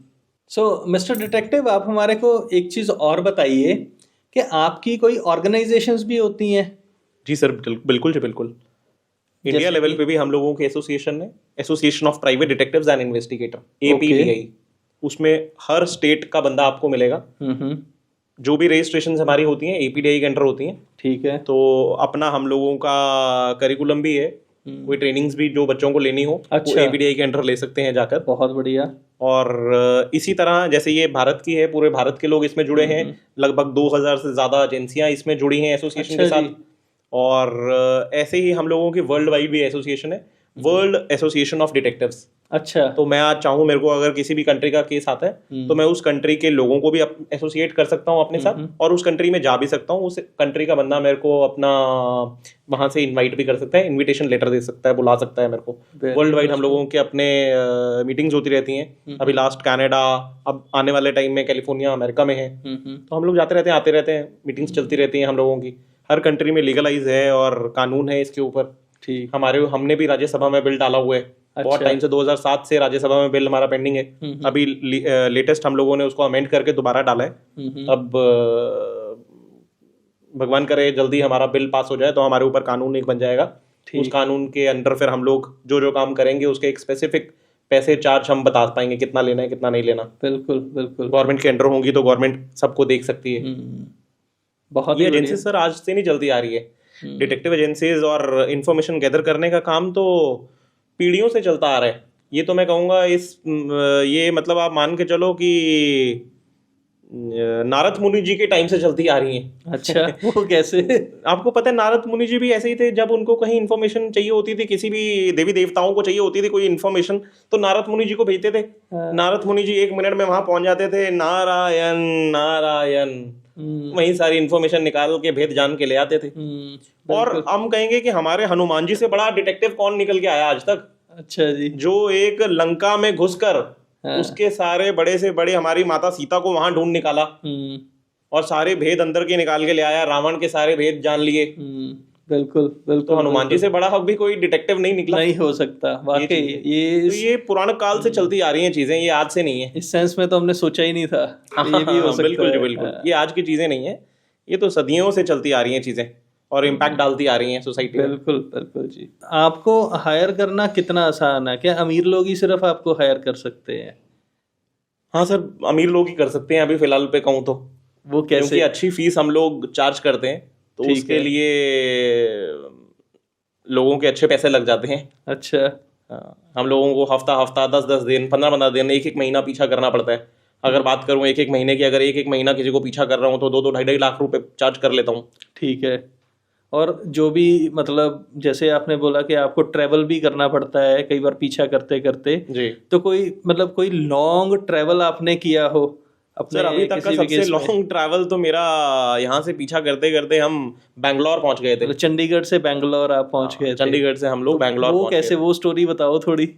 सर यहाँ हम लोगों के पास एक क्लाइंट, बड़ा क्लाइंट था, उसका केस आया कि अपनी बहू के ऊपर नजर रखनी है और देखना है कि ये हम लोग अपने कामकाज में बिजी रहते हैं बहुत ज़्यादा। ये सारा दिन घूमती फिरती रहती है, घर रात रात को आती है कि इसके पास कोई जॉब तो है नहीं, ये आखिर कहाँ इतना ज़्यादा घूम रही है। तो उसकी सिर्फ एक्टिविटीज़ देखना चाह रहे थे वो लोग। तो जब हमने उसको यहाँ पीछा किया तो 5-7 दिन अभी हमने यहाँ पीछा किया था, तो वो रोज़ घूमती थी फिरती थी, अपनी फ्रेंड्स के साथ मूवी देख रही है, शॉपिंग्स कर रही है, यही सब चीज़ें सामने आई। कोई लड़के वाला फैक्टर सामने आया नहीं था। तो अचानक क्लाइंट की कॉल आती है कि ये कल शायद बैंगलोर जाएगी, तो आपको क्या फिजिबल रहेगा, आसान रहेगा अगर आपको बैंगलोर जाना हो, कर सकते हो? हमने कहा जी बिल्कुल कर सकते हैं। अपने को पता होना चाहिए कि वो कौन सी फ्लाइट से ट्रैवल कर रही है, कितने बजे ट्रैवल कर रही है, कितने बजे बैंगलोर पहुंचेगी। तो वो कहता हाँ टिकट्स तो सारी हमने ही बुक करा रखी हैं। अच्छा। तो हमें पता ही है। तो मैंने उनको कहा जी आप एक काम करो, आप 2 टिकट्स मेरी बुक करना, एक तो सेम उसी फ्लाइट में, एक मेरा बंदा सेम फ्लाइट में फ्लाई करेगा, एक बंदा मेरा 2 घंटे पहले पहुंचेगा। ठीक है। 2 घंटे पहले पहुंचने का हमारा ये मकसद था कि हम वहां पे फटाफट जैसे ही उतरेंगे तो वहां से रेंट पे बाइक हायर करके हम पहुंच जाएगा एक बंदा। ओके। दूसरा बंदा मेरा उसको साथ साथ पीछा किया और पीछा करते हुए बैंगलोर उतरे, और जैसे ही उतरे तो उसने वहां से टैक्सी हायर की, ओला उबर हायर किया, और वहां से मेरा बंदा भी उसके पीछे पीछे आके उसके बाद हमारे पीछे बैठ गया। अब हमारे 2 बंदे टीम के होते हैं अक्सर, 2 बंदों ने उनको पीछा करना शुरू किया। अब उस बैंगलोर से आप मानो पीछा करते करते उसमें हम लोग इतनी दूर तक पहुंच गए थे, ऊटी रोड पे कहीं हम लोग पहुंच गए थे। 2-2.5 घंटे लग गए थे हम लोगों को चलते चलते। अब बड़ी एक मतलब खतरनाक चीज हमारे सामने आई। अच्छा। हमें ऐसा लगा यार इतनी देर हो गई है पीछा करते करते, और वहां की टैक्सीज में क्या होता है ना, जो वहां पे लोकल एयरपोर्ट की टैक्सीज हैं उनके ऊपर लिखा होता है एयरपोर्ट टैक्सी। तो ऐसे ही हम बाइक पे उसको फॉलो कर रहे हैं, पीछे पीछे जहां मैं मुड़ रहा हूँ, इतनी देर हो गई 2-2.5 घंटे पीछे चलते हुए उसके, एक गाड़ी और चल रही है, उसके ऊपर भी एयरपोर्ट टैक्सी लिखा हुआ है। अच्छा। जहां जहां मैं मुड़ रहा हूँ वहीं वहीं वो टैक्सी मुड़ रही है। अब कुछ टाइम में उस टैक्सी में जो बैठा हुआ था आदमी, उसको भी आइडेंटिफाई मैं हो गया कि जहां जब मेरी गाड़ी मुड़ रही है वहां ये बाइक वाला मुड़ रहा है। अच्छा। मुझे आइडेंटिफाई हो गया जहां मैं मुड़ रहा हूँ वहां ये गाड़ी वाला भी मुड़ रहा है। ठीक। अब अचानक जाके वहां कुछ अपार्टमेंट्स आते हैं जहां हमारे सब्जेक्ट को जाना था। वो उस अपार्टमेंट के बाहर जाके उतरती है, ब्रेक लगाती है उनकी गाड़ी और उतर के अपने अपार्टमेंट के लिए जाती है। इतनी देर में हम लोग फटाफट अपनी बाइक साइड पे लगाते हैं और अपने आप को हाइड करके छुप के फटाफट उसकी वीडियोग्राफी शुरू करते हैं कि ये लड़की गाड़ी में से उतर के इस अपार्टमेंट में घुस रही है। इतनी देर में हम लोग देखते हैं कि यार दूसरी गाड़ी कहाँ गई, तो दूसरी गाड़ी के ऊपर नजर मारते हैं, उसमें से भी जो बंदा बैठा हुआ था वो भी फटाफट नीचे उतरता है और सेम हमारे सब्जेक्ट की वीडियोग्राफी करना वो भी स्टार्ट कर देता है। ओके। तो मैंने कहा यार हम तो ऐसा सोच रहे थे इतनी देर से कि ये शायद इसका बॉयफ्रेंड ना हो, ठीक है, पर वो उसका बॉयफ्रेंड नहीं। क्लाइंट हमसे भी 4 कदम आगे था। उसको लगा कहीं चंडीगढ़ से बैंगलोर तक ट्रैवल कर रहे हैं, बीच में कहीं छूट ना जाए और पीछा करते हुए कहीं मिस ना हो जाए बंदा। उसने एक और डिटेक्टिव हायर कर लिया था। Oh my God. तो हम अगर चंडीगढ़ से गए थे, वो दूसरा डिटेक्टिव बॉम्बे से आया हुआ था। अच्छा जी। तो पीछा करते करते हम लोग फिर उसके बाद वीडियोग्राफी करके क्लाइंट को भेज दी सब कुछ। क्लाइंट को पूछा, क्लाइंट ने मना कर दिया, नहीं जी हमने तो कोई ऐसा नहीं। महंगा यार अगर सर आपने किया है तो कम से कम हमें तो बता दो। हमें पता तो हो कभी कोई उसका बॉयफ्रेंड तो नहीं है, बिल्कुल, कि हम पकड़े जाएं कभी कल को। तो कहता नहीं सर ऐसा नहीं है, ऐसा नहीं है, ऐसा नहीं है। मैंने कहा कोई बात नहीं जी। अगले दिन सुबह हम लोग फिर पहुंचते हैं उसी जगह पे। तो मैंने कहा आज सारा दिन उसके ऊपर नजर रखनी थी। 3 दिन के लिए हो गई थी। 3 दिन के लिए हम लोग अर्ली मॉर्निंग सुबह वहां पहुंच गए। जैसे ही वहां पहुंचते हैं तो हमने देखा वो हमसे पहले वो बंदा वहां पहले ही बैठा है। अब मैंने आओ नहीं देखा, ताओ नहीं देखा। हमने जाके उससे बात करी। मैंने कहा अन्ना डिटेक्टिव दिस, अपना नाम लिया। तो उसने भी अपना नाम लिया। हाय सर डिटेक्टिव ये। कहता अच्छा। कल यार आपने डरा दिया, मुझे तो लगा बाइक पे कहीं बॉयफ्रेंड चल रहा है। मैंने कहा यार तूने मेरे को डरा दिया, मेरे को लगा गाड़ी में तू बॉयफ्रेंड बैठा है। तो हम लोग बड़े हंसे पहले तो, फिर उसके बाद हमने कहा चलो। उसने बताया कि मैं बॉम्बे से आया हूँ, मैंने बताया मैं चंडीगढ़ से आया हूँ। वो इन्वेस्टिगेटर था, किसी कंपनी के लिए जॉब करता था। ठीक है। तो रेनाउंड कंपनी है वो भी बॉम्बे की। तो मैं अपना चंडीगढ़ से गया था, तो मैंने अपना बताया। वो कहता सर कोई दिक्कत नहीं है। फिर उसके बाद हमने 3 दिन उसको फॉलो किया वहाँ पे। तो 3 दिन में फॉलो करते हुए जैसा हम सोच के गए थे कि कोई उसका किसी को लड़के को मिलने जा रही है, तो वहाँ किसी के साथ घूमेगी फिरेगी, कि फ्रीडम है इसको, कोई पति नहीं देख रहा, सास ससुर नहीं देख रहे और खुलेआम घूम रही हूँ। तो पर उस तरह का कुछ भी नहीं निकला। कई बार इस तरह के केस भी देखने को मिलते हैं जहां कुछ सामने अगर जिस तरह का डाउट क्लाइंट को होता है उस तरह की चीजें ना निकले। तो हम कई बार कहते हैं खुशी मनाओ, ये तो अच्छी बात है, किसी का कहीं कोई अफेयर नहीं निकला। वो 3 दिन वहां सिर्फ शॉपिंग करती रही। कुछ इस तरह के हाई ब्रांड्स वहां पर हैं जो चंडीगढ़ में भी नहीं है, पंजाब में भी नहीं है। और वो हाई ब्रांड्स कपड़ों के क्लोथिंग ब्रांड्स वहां पर हैं, बैंगलोर हैं। तो वहां सिर्फ अपने फ्रेंड्स को मिलने और शॉपिंग करने गई थी। बहुत ही इंटरेस्टिंग, बहुत ही इंटरेस्टिंग। सो मिस्टर डिटेक्टिव, बैंगलोर वाली स्टोरी जो आपने सुनाई, मतलब मैं सोच रहा हूँ कि यार ये कितना खतरनाक हो सकता है कि मतलब आपके लिए आपके पीछे भी लोग लग सकते हैं। तो ऐसा कभी कुछ हुआ है आपके साथ? नहीं, टचवुड गॉड ग्रेस कभी ऐसा नहीं हुआ। हम लोग भी बहुत चौकन्ने रहते हैं और देखते रहते हैं कौन दांव इधर उधर हमारे आजू बाजू कौन है कौन नहीं है, इस तरह का हम भी बहुत ध्यान रखते हैं। पर होने को तो देखो क्या चीज़ नहीं हो सकती, बिल्कुल हो सकती है, क्योंकि रिस्क से भरा हुआ काम तो हमारा है ही है, हमें पता ही है। पर अब जब जो फील्ड चुनी है और जिसमें पैशन है और जिस चीज़ में इंटरेस्ट आता है तो फिर उतना डर अब लगता नहीं है। अच्छा, एक चीज़, ये आपने फील्ड चुनी क्यों? सर पैशन था, बचपन से डिटेक्टिव था, इस तरह के काम बचपन से करता था। आस पड़ोस में जहाँ पला बड़ा, चंडीगढ़ का बॉटम हूँ, तो आस पड़ोस में स्कूलिंग में दोस्त यही पूछते थे, यार तेरे गली में वो अंकिता रहती है, उसका किसके साथ अफेयर है? ठीक है। या तेरे घर के पीछे वो रहती है, यार इसका कहाँ अफेयर है? और तो सारा दिन मजा ही इसी में आता था। हाइड एंड सीक बहुत खेलते थे, छुपन छुपाई, चोर पुलिस, इसी में बचपन में रहे। तो उसी को आपने सच कर लिया, हाँ, उसी को सच कर बना लिया और प्रोफेशन बना बिल्कुल लिया। बिल्कुल। एक डिटेक्टिव को देखो बनाया नहीं जा सकता सर। ये इस तरह के इंटरेस्ट खूबियां आपके अंदर बचपन से होंगी तभी एक बढ़िया आप डिटेक्टिव बन पाओगे, क्योंकि ये चीजें कोई सिखाने वाली चीजें नहीं है। अब कोई चीजें अगर मैं किसी को, अपने इन्वेस्टिगेटर्स को सिखाता भी हूँ, उनको ये सिखाता हूँ कि कैसे आपने सर्वेलेंस करनी है, कैसे किसी को चेज करना है, कैसे किसी के ऊपर नजर रखनी है, कैसे पीछे पीछे किसी को पीछा करना है। अब पर वहां क्या प्रॉब्लम्स उसको आ सकती हैं, ये तो जब वो कोई फील्ड इन्वेस्टिगेटर जाएगा तभी उसको पता लगेगा कि क्या प्रॉब्लम्स यहाँ आ रही हैं। तो कैसी प्रॉब्लम्स आप लोग फेस करते हो? सर अब कहीं हम लोगों को सर्वेलेंस करनी है, 8-10 घंटे खड़ा होना है, तो वहां कोई आजू बाजू वाला भी पूछ सकता है कैसे खड़े हो, कैसे नहीं खड़े हो। तो ये एक इन्वेस्टिगेटर के ऊपर ही हम लोग छोड़ के रखते हैं कि एक बैकअप स्टोरी तो उस जगह के अकॉर्डिंगली कोई बना के रखो, और कितनी देर आपको कहाँ कौन से पॉइंट पे खड़ना है, हम पोजीशंस लेके रखते हैं ताकि हम लोगों को डायरेक्ट अपने सब्जेक्ट का घर या सब्जेक्ट नजर में रहे। ठीक है। तो बार बार हम लोग भी अपनी जगह बदलते रहते हैं। आज इधर खड़ा हूँ, अभी थोड़ी देर, 1 घंटा दूसरी जगह खड़ा हो जाऊं, कभी न्यूज़पेपर पढ़ रहा हूँ, कभी कहीं किसी ठेले वाले के साथ बैठ गया। तो इस तरह के हम लोग अपने कभी कभी अपने कपड़े बदलते रहते हैं और वेशभूषा बदलते रहते हैं। अच्छा, कोई ऐसा केस किया जिसमें आपने अपना गेटअप चेंज किया हो? सर बहुत सारे किए हैं, बहुत सारी जगह हम लोग कुछ कुछ बन के बैठ जाते हैं। अच्छा। और मैक्सिमम मेजोरिटी, अब पंजाब में घूमना है तो हम लोगों को पग बन के रखनी पड़ती है। काम करने जाता हूँ तो सरदार बन के चले जाता हूँ। अच्छा। और एक जगह पे कहीं हम लोग, मेरे को याद है हम लोग एक केस कर रहे थे, बहुत टाइम हो गया इस केस को, 8-9 साल पुरानी बात है। वहाँ हम लोगों को लंबी सर्वेलेंस करनी थी, तो हम लोग वहाँ बिल्कुल बेगर की तरह बैठ जाते थे, भिखारी की तरह। अच्छा जी। फटे पुराने कपड़े पहन के हम लोग बैठे रहे, 2-3 दिन वहाँ बैठे रहे और पूरा फोकस रखा हुआ था हमने वहाँ पे, और पूरा देखते रहे आराम से। दुनिया हमें देख रही थी, हम लोग पागल बन के बैठे हुए थे, बस लेटे रहते थे, पागल बन के बैठे रहते थे, टेढ़े मेढ़े मुंह करके बैठे रहते थे, गंदे कपड़े पहन के बैठे रहते थे, कोई हमारी तरफ देखता ही नहीं था। अच्छा। तो हम ऐसे बहुत सारे लोग होते हैं, इंटेलिजेंस के लोग बहुत सारे करते हैं, आईबी वाले इस तरह के बहुत सारी इन्वेस्टिगेशंस करते हैं, जहां वो इस तरह के अपने मूवीज में भी ये चीज बड़ी दिखाई जाती है कि हाँ बेगर बन के बैठे हैं। बहुत सारी मूवीज में सर, हाँ, इस तरह का देखने लगते हैं कैरेक्टर्स में। इस तरह का देखो, जब भी आपको कहीं कोई इंटेलिजेंस इकट्ठी करनी है ना, तो आपको उसके अकॉर्डिंगली बनना पड़ता है, उस जगह के अकॉर्डिंगली, और किस तरह का केस है, क्या करना है वहाँ पे। तो इस तरह की चीज़ें जब तक हम लोग अडाप्ट नहीं करेंगे अपने ऊपर, उस तरह का बन नहीं जाएंगे, उस चीज़ में रंग में घुल नहीं जाएंगे, तब तक इन्फॉर्मेशन निकल नहीं आएगी। क्योंकि हमारा जो काम है मेजर ना, वो इन्फॉर्मेशन गैदर करने का काम। बिल्कुल। इन्फॉर्मेशन के ऊपर दुनिया टिकी है, और आपको पता है इन्फॉर्मेशन पे कितना आजकल, डेटा पे कितना काम हो रहा है। Absolutely data is the new fuel. बिल्कुल। तो यही सब चीज़ें, इसीलिए लोग हमें हायर कर रहे हैं। और एक आपने बात करी थी कॉर्पोरेट इन्वेस्टिगेशंस की। जी। तो कॉर्पोरेट इन्वेस्टिगेशन, मतलब कॉर्पोरेट्स को क्या जरूरत पड़ती है आप लोगों को हायर करने के लिए? सर बहुत तरह से जरूरत पड़ती है। आप, पहली बात तो ये बिल्कुल लीगलाइज है, ठीक है। अच्छा।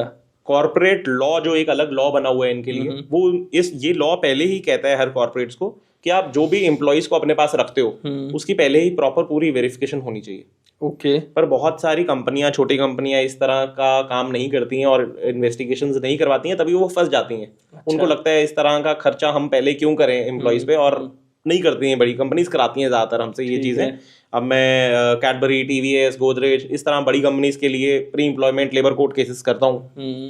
तो वो हमसे जो भी एम्प्लॉय को पहले रखती हैं अपने पास, उनको इन्वेस्टिगेट करवाती हैं। और बहुत सारे फैक्टर्स उसके चेक करवाती हैं। उसकी पुरानी एम्प्लॉयमेंट चेक कराती हैं, उसकी पुरानी सैलरी चेक कराती हैं, है ना, और उसके एजुकेशन बैकग्राउंड चेक कराती हैं, तो इस तरह की इन्फॉर्मेशन वो चेक कराना चाहते हैं। और बहुत सारे फिर हम लोगों के पास लेबर कोड के भी केसेस आते हैं। लेबर कोड के केसेस में क्या होता है कि हम लोगों के पास कंपनी हम लोगों को केस देती है अच्छा। कि ये हमारे पास पहले एम्प्लॉय था, किसी एबीसी फैक्टर की वजह से ये हमारे पास कंपनी छोड़ गया, ठीक है। उसके बाद इसने अब हमारे ऊपर लेबर कोर्ट में केस डाल दिए कि मेरे को जी मेरी इस कंपनी ने, एम्प्लॉयर ने मेरे ड्यूज पेंडिंग रह गए और मुझे दिए नहीं, मेरे जो खर्चे बनते थे मुझे दिए नहीं, मेरी सैलरीज दी नहीं, अच्छा, और वो मुझे दिए जाएं और मुझे इसने कंपनी से निकाल दिया गया। ओके। और साथ साथ फिर कहीं और जॉब करना स्टार्ट कर देते हैं और कंपनी को यहाँ लिटिगेशन में फंसा देते हैं। तो कंपनी हमें हायर करती है और चेक करवाती है कि क्या ये कहीं सच्ची में कहीं जॉब कर रहा है कि नहीं कर रहा। तो कोई ऐसा real life example? Real life example आपको भी मैं बताता हूँ। हमारे पास केस आया जी, पंजाब का ही केस था, और एक स्कूल ड्राइवर का स्कूल बस ड्राइवर का केस था। वो बस ड्राइवर ने दारू पीकर, शराब पीकर बस चलाई, बच्चों की बस थी, और वो बस कहीं पे एक्सीडेंट हो गई। तो स्कूल का फर्ज क्या बनता था कि उसको इमीडिएट एक्शन ले और फायर करे, इन्वेस्टिगेट करे। बिल्कुल। वही उन्होंने फायर कर दिया उसको कि शराब पी के तो बस चला रहा था और तेरा रोज का ये काम हो गया, हमें 2-4 बार पहले भी तेरी कंप्लेंट्स आ चुकी है। तो उन्होंने इस बार उसको जैसे एक्सीडेंट हुआ इमीडिएट उसको फायर कर दिया। ठीक है। अब जब उसको फायर कर दिया तो स्कूल से निकल गया वो।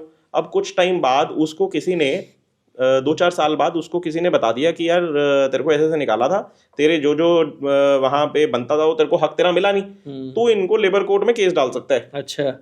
उसने उनको स्कूल के ऊपर लेबर कोर्ट में केस डाल दिया कि मेरे ये हक बनता था, मेरी ये सैलरीज बनती थी, और मुझे अब मैं बेरोजगार हो गया हूँ, मेरे को दोबारा नौकरी पे रखा जाए। अच्छा। इन्होंने मेरे साथ उस वक्त जुल्म किया, गलत किया मेरे साथ स्कूल ने कि मेरे को निकाल दिया, मैंने शराब नहीं पी हुई थी, एक्सीडेंटली मेरे साथ ये एक्सीडेंट हो गया था, जो किसी के साथ भी हो सकता है। मतलब कोई भी कभी भी उठा के केस कर सकता है। वो कोई भी, ये कानून ऐसे बने हैं सर, यहाँ कोई भी, कोई एक कुत्ता दूसरे कुत्ते पे केस डाल दे, कोई किसी पे भी डाल सकता है। ठीक है। तो हमने जब उसको इन्वेस्टिगेट किया तो पता लगा जी, पहले तो हमने ढूंढा उसको बंदे को कि फिलहाल तौर पे आज ये 2-3 साल निकल चुके थे कि अब ये कहाँ पे है। जब हमने हमारे अपने कुछ सोर्स होते हैं, उन सोर्सेज पे हम लोगों ने इन्वेस्टिगेशन करी और कुछ डेटा हम लोगों ने अपना जब डॉक्यूमेंट्स कंगाले तो उसमें पता लगा कि ये बंदा यहाँ पे रह रहा है, चंडीगढ़ में। ठीक है। चंडीगढ़ में वो रह रहा है और आजकल वो एक ऑटो ड्राइवर है। उसने एक अपना ऑटो खरीद लिया है और अपना उसका घर है यहाँ पे चंडीगढ़ में। अपना छोटा सा उसका घर था, वो उसने वहां पे उसके नाम पे वो घर निकल के आया। एक जो उसने ऑटो खरीदा हुआ है वो ऑटो भी उसके नाम पे निकल के आया, और वो एक प्रॉपर ऑटो स्टेशन पे लगा हुआ है। जैसे कार कैब्स स्टेशन होते हैं वैसे ही ऑटो स्टेशन होते हैं। तो उसने किसी एक स्टेशन पे अपना ऑटो लगाया हुआ है फिक्स, वहीं से एक सेम रूट पे वो चलता है रोज। और कितनी कमाई वो कर रहा है, हमने रोज उसके पास राइड भी ली, उसको पैसे दिए प्रॉपर, उसने हमसे पैसे लिए, वो वर्दी में अपनी बैठता है, रोज ड्राइविंग कर रहा है, वो हमने दिखाया। उसके बाद हमने दिखाया कि ये ऑटो भी इसी के नाम पे है। ठीक है। जो वो कोर्ट में बता रहा है कि मैं बिल्कुल बेरोजगार हो गया हूँ, खाने को मेरे पास लाले हैं, मेरे पास तो पैसे नहीं है बिल्कुल, रोटी खाने को भी स्कूल ने अन्याय किया मेरे ऊपर, मेरे को जो निकाल दिया, ये सब हमने दिखाया कि बिल्कुल बेबुनियाद था, झूठ था। उसके पास सफिशिएंट पैसा है, अपना घर है चंडीगढ़ में, चाहे छोटा घर है 1 कमरे वाला, पर उसके पास वो अपना घर है और उसी के नाम पे है वो घर। अपना ऑटो चला रहा है, अपने नाम पे ऑटो है, और दिन की वो इतनी कमाई कर रहा है। ये हमने सब जब उनको दिखाया तो स्कूल को बड़ा मतलब झटका बजने से बचा। ओके। बड़ा रिलीफ मिला स्कूल को, अदरवाइज लाखों के हिसाब से कोर्ट ने फाइन लगा दिया था। और उसके बाद कोर्ट ने कह दिया था कि रीस्टेट करो इनको, दोबारा इसको अपने पास नौकरी पे रखो। ठीक ठीक ठीक। तो स्कूल को बहुत फायदा हुआ जब हम लोगों को इस तरह का केस दिया। नहीं, वेरी इंटरेस्टिंग। मतलब कॉर्पोरेट इन्वेस्टिगेशंस करवा सकते हैं लीगली, कोई भी लीगली करा सकते हैं, बिल्कुल। सो आप पैशन की बात कर रहे हो, आपने बोला कि डिटेक्टिव बनना मतलब बचपन से ही मेरे अंदर था, और आप अपनी टीममेट्स में क्या देखते हो जब आप हायर करते हो उनको कि हाँ इनमें ये पैशन है, बचपन से है, वो कैसे निकल के आता है? सर पहली बात तो देखो, हम लोगों के पास मेरे पास अभी 10-12 लोगों की टीम है, 10-12 लोगों के इन्वेस्टिगेटर्स हैं मेरे पास। बाकी फ्रीलांसर्स ऑल ओवर इंडिया मेरे पास 500-700 होंगे। ओके। ठीक है। वो फ्रीलांसर्स बहुत सारी एजेंसीज के लिए काम करते हैं, मेरे अकेले के लिए नहीं करते हैं। उसके अलावा हम लोग अगर कहीं कोई इन्वेस्टिगेटर्स रखते हैं, उसकी बहुत अच्छे से हम लोग पहले इन्वेस्टिगेशन करते हैं, क्या ये सही आदमी है जो हमारे को बार बार अप्रोच कर रहा है। और मैं कोशिश करता हूँ कि जिसको मेरे को अपना एम्प्लॉय रखना है उसको मैं ढूंढ के लेके आऊँ कहीं से भी। अच्छा। मेरे को कोई अप्रोच कर रहा है तो मेरे दिमाग में शक दौड़ता है कि ये मेरे को बार बार क्यों अप्रोच कर रहा है, ये मेरे पास क्यों जॉब करना चाहता है। ठीक है। ये अपने आप को दिखा रहा है कि मेरे में इतना टैलेंट है और इन्वेस्टिगेशन से भरा हुआ हूँ, मैं इन्वेस्टिगेशन कर चुका हूँ, मेरे पास बार बार क्यों आ रहा है, क्या मेरे ऊपर तो कोई ट्रैप नहीं लगाने जा रहा है ये। ठीक ठीक। इसलिए हम अपने लोग, अपने तरह के लोग अपने आप चुनते हैं। ठीक। उनमें देखते हैं कि किस तरह की इसके अंदर कैलिबर है, क्या इसके अंदर उतना पेशेंस है। कहीं पेशेंस से सारा दिन हम लोगों को 12-12 13-13 घंटे खड़ा रहना पड़ता है, तो उतना पेशेंस से ही खड़ा हो सकता है क्या, उसको कोई हम लोग जॉब दे के देख सकते हैं। उस तरह के स्पॉन्टेनियस आंसर्स देता है ये कि नहीं देता, उतना क्विक है कि नहीं है, उतना फुर्तीला है कि नहीं है, कभी इतना बंदा लेजीपन तो नहीं है इसके अंदर कोई, है ना। तो इस तरह का पैशन दिख जाता है बंदे के अंदर हम लोगों को, तो उस तरह का इन्वेस्टिगेटर फिर हम लोग अपने पास रखते हैं। वो इंटरेस्टिंग। तो मतलब लोग आपके साथ फिर टिके रहते हैं, मतलब जैसे आपकी जॉब डेंजरस जॉब है, मतलब ठीक है आपका पैशन है, पर आपकी टीम भी डेंजर में आती होगी। बिल्कुल सही बात है, बिल्कुल आपने सही बात पूछी मेरे से। अच्छों की मैंने देखा है, अगर 10 लोग मेरे पास काम करने के लिए जिनको मैंने सेलेक्ट भी कर लिया, उनमें से 5 की तो हवा निकल जाती है, और जब खड़ा रहना पड़ता है बारिश में, धूप में, गर्मी में, तूफान में, तो 10 में से 5 लोग तो वैसे भाग जाते हैं। जब कहते हैं सर अभी तक कुछ निकला ही नहीं, जिसको पीछा करना है, कहीं क्या पता वो 2-2 दिन निकले ही ना करते, 3-3 दिन, एक हफ्ता ना निकले, तो फिर भी हमें वहां खड़ा रहना पड़ेगा। ओके। सुबह से शाम तक ना, इसमें हम अपनी भूख देख सकते हैं। और कई बार मैं आपको बताऊं कि इतनी हम लोगों की मतलब जॉब को आप स्ट्रिक्ट जॉब कह लो कि आपको सुसु पॉटी के लिए भी हिलना नहीं है। तो इसलिए आपको लिमिटेड उस वक्त उसके हिसाब से पानी पीना है, खाना पीना भी उसी के हिसाब से है, और अच्छा, मतलब बहुत सारी कॉम्प्लिकेशंस आती हैं काम में। वेरी तो उतना आसान जितना दिखता है लोगों को, लोग हमें अप्रोच करते हैं, जितना फैसिनेट लोगों को करती है ये चीज़, तो उतना आसान है नहीं। रियलिटी में बहुत डिफिकल्ट काम है, क्योंकि किसी क्लाइंट की भी बहुत हम लोगों के ऊपर जिम्मेवारी होती है। बिल्कुल बिल्कुल बिल्कुल। और जो लोग मतलब सोच रहे थे इस पॉडकास्ट को देखने के बाद कि मेरे को डिटेक्टिव बनना है, तो सुन लीजिए कि बहुत कुछ झेलना पड़ेगा आपको, बहुत सारी मुशक्कत करनी पड़ेगी। अगर आप करने के लिए तैयार हैं तो हाँ, ये प्रोफेशन आपके लिए है। बिल्कुल सही बात है। सो मेरे को एक चीज़ और बताइए, मतलब आप जब इन्वेस्टिगेशन करते हैं, आप सर्वेलेंस करते हैं, आप किस तरीके के टूल्स को यूज़ करते हैं? क्या कुछ स्पेशल टूल्स भी आपके पास होते हैं जिनको आप यूज़ करके वो सारी चीज़ें करते हैं? जी सर जी, बहुत सारे। आजकल तो देखो, वैसे तो बहुत अच्छे आजकल मोबाइल्स ही इतने हाईफाई आ गए हैं, आपको पता है, इतने टेली लेंसेज आ गए हैं मोबाइल्स में ही, तो वो भी हमारे काम आते हैं। और उसके साथ साथ हम लोग बहुत हैंडी कैमराज यूज़ करते हैं, DSLR यूज़ करते हैं, उसके साथ साथ स्पाई गैजेट्स यूज़ करते हैं, GPS डिवाइसेस यूज़ करते हैं। अच्छा। तो टेक्नोलॉजी भी बहुत काम आ रही है आजकल। ओके, तो ये अगर टेक्नोलॉजी हमारे को कहीं से प्रोक्योर करनी हो तो कहाँ से कर सकते हैं? सर देखो, अपने चीज़ें अब ये इतनी तो डिस्क्लोज नहीं कर पाऊंगा, पर फिर भी आजकल ओपन प्लेटफॉर्म्स हैं, ओपन प्लेटफॉर्म्स पे आप कहीं भी परचेज कर सकते हो ऑनलाइन। अमेजोन पे जाओगे, जो स्पाई गैजेट्स ढूंढोगे आपको अवेलेबल है। उसके अलावा भी अगर आप दिल्ली के रहने वाले हो या दिल्ली जाते आते रहते हो, दिल्ली के बारे में जानते हो, तो आपको पता है रेड फोर्ट के पास भागीरथ पैलेस है, वो पूरी इस चीज से, इलेक्ट्रॉनिक्स से भरी पड़ी है। उसके सामने लाल किले के सामने बिजली मार्केट है पूरी, वो CCTVs के साथ भरी हुई है, और इस तरह के गैजेट्स, स्पाई गैजेट्स पूरे भरे हुए हैं। और ये सारे चाइनीज प्रोडक्ट्स होते हैं एक्चुअली। ओके। तो चाइनीज प्रोडक्ट, पूरा चाइनीज मार्केट से ये चीजें बन के आ रही हैं, इंडियन प्रोडक्ट नहीं है ये। तो ओपन बिक रहे हैं। Interesting ji. एंड एक चीज़ और बताइए मेरे को मिस्टर डिटेक्टिव, कि आपने बात की मैट्रिमोनियल केसेस की, डाइवोर्स केसेस की, आपने बात की कॉर्पोरेट केसेस की, इसके अलावा और किस तरीके के केसेस आते हैं? सर आजकल हम लोगों के पास बहुत सारे तरह के केसेस आने लगे हैं। आजकल तो बच्चों के भी बहुत केसेस आने लगे हैं। बच्चों के केसेस? वो कैसे? बच्चे क्या करेंगे या बच्चे क्या करते हैं? यही सर, यही आजकल एक्चुअली आपको पता है, रोजमर्रा की जिंदगी में हम लोग इतने ज्यादा बिजी हैं कि हमें नहीं पता हमारे बच्चे सही लाइन पर हैं कि नहीं है। अच्छा। बच्चे, हम अपने काम में बिजी हैं, आज हस्बैंड वाइफ दोनों वर्किंग हैं, तो बच्चे स्कूल जा रहे हैं कि नहीं जा रहे, ट्यूशंस जा रहे हैं कि नहीं जा रहे, कॉलेज जा रहे हैं कि नहीं जा रहे, वो सही रास्ते पे हैं कि नहीं है, क्या वो कोई नशा तो नहीं कर रहे। तो इस तरह के केसेस आजकल माँ बाप देखना चाहते हैं कि हमें कहीं से पता लगा है, हमें कहीं से कोई शक हुआ अपने बच्चे के ऊपर, बच्चा घर आया तो हमें उसके अंदर से कोई स्मेल आई है, बॉडी लैंग्वेज से पता लगा है कि ये कोई ड्रग्स लेने लगा है, ये कोई अल्कोहल के नशे में आने लगा है। तो उस चीज़ को लोग फिर हम लोगों को हायर करते हैं, डिटेक्टिव्स को, और हम फिर बच्चे को पीछा करते हैं, देखते हैं, नज़र रखते हैं उसके ऊपर, तो पता लगता है कि बच्चा कहाँ जाता है, कहाँ नहीं जाता, क्या उसकी एक्टिविटीज़ हैं। तो उससे अगर उसकी बुरी संगत भी कोई है तो वो माँ बाप को दिखती है, तो उसमें उसका सारा कहाँ कहाँ बच्चा आ रहा है, जा रहा है, कौन कौन उसके साथ सारा दिन रहता है, ये सारी चीज़ें माँ बाप को पता लगती हैं। तो कोई रियल लाइफ एग्जांपल इसके ऊपर? रियल लाइफ एग्जाम्पल सर, अभी पीछे रिसेंटली हम लोगों के पास एक केस चल रहा था। एक माँ बाप ने अपनी बेटी का केस दिया। अच्छा। ग्रेजुएशन की लड़की थी और चंडीगढ़ का माना हुआ कॉलेज है, उस कॉलेज में वो पढ़ती थी। तो रोज रूटीन में अपने कॉलेज के लिए निकलती थी और सेम रूटीन पे वो जिस टाइमिंग्स पे दोपहर पे घर आती थी उस टाइमिंग्स पे आती थी। अब माँ बाप ने हमें केस दिया कि देखो जी, हमें कहीं से पता लगा है कि ये आजकल लड़कों के चक्कर में रहने लगी है। अच्छा। और लड़कों के साथ घूमने लगी है।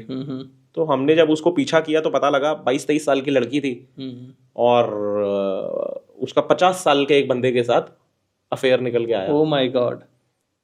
बड़ी बड़ी लग्जरी गाड़ियां दिखा देनी और लड़कियों को अपनी बातों में ले लेना। लड़कियों को उस वक्त लगता है कि जैसे मैं अपने फ्लॉन्ट कर पाऊंगी, फ्रेंड सर्कल में दिखा पाऊंगी, देख मेरे को आज मर्सिडीज लेने आई है, देख मेरे को आज BMW लेने आई है। इस झांसे में वो लड़की उस 50 साल के बंदे की बातों में आ गई और उसके साथ सारा दिन घूमती थी, फिरती थी।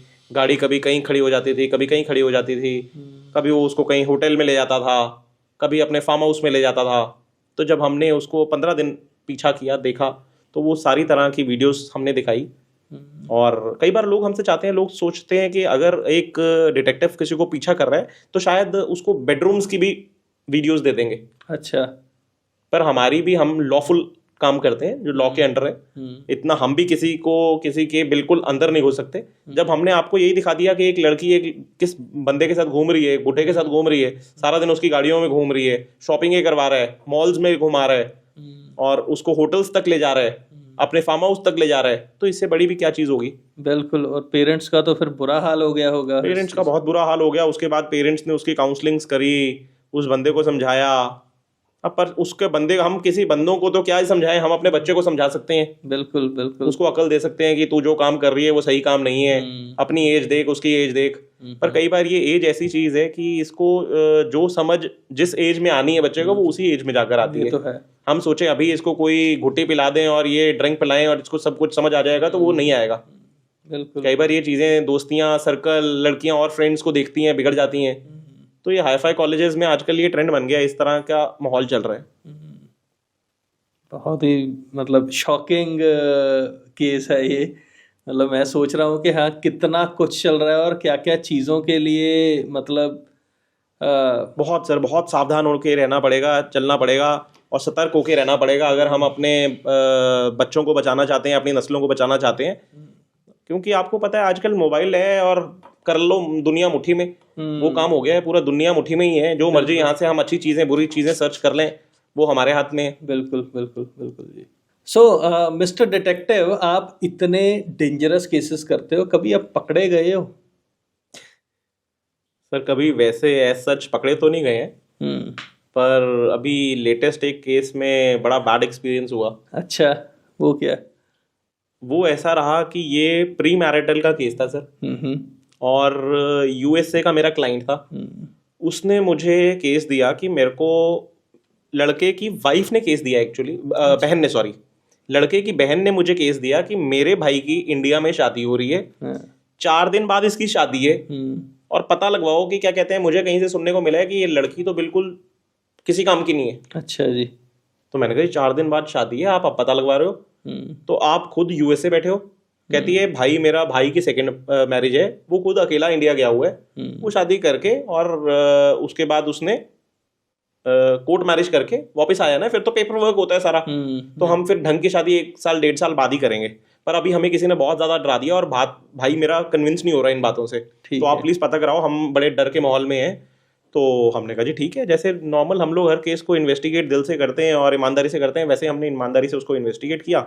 जब हमने वहाँ से जी उसके ग्राउंड पे वर्क किया और आस पड़ोस में उसके बारे में इंक्वायरी करी, पता लगा, तो पता क्या लगता है कि वो लड़की तो पहले भी शादी उसकी हुई पड़ी थी, वो तो चलो उसने बताया हुआ था, पर ये पता लगा कि 1 नंबर की कैरेक्टरलेस है लड़की की माँ भी कैरेक्टरलेस है 1 नंबर की, और लड़की के माँ के भी आज तक अफेयर्स हैं, लड़की के भी आज तक अफेयर्स हैं। पूरे उस एरिया में वो लड़की बदनाम है, और उसको लेने के लिए उसकी माँ को भी और लड़की को भी आज भी लड़कों की गाड़ियाँ आती हैं, गाड़ियों में बैठ के आज भी जाती हैं।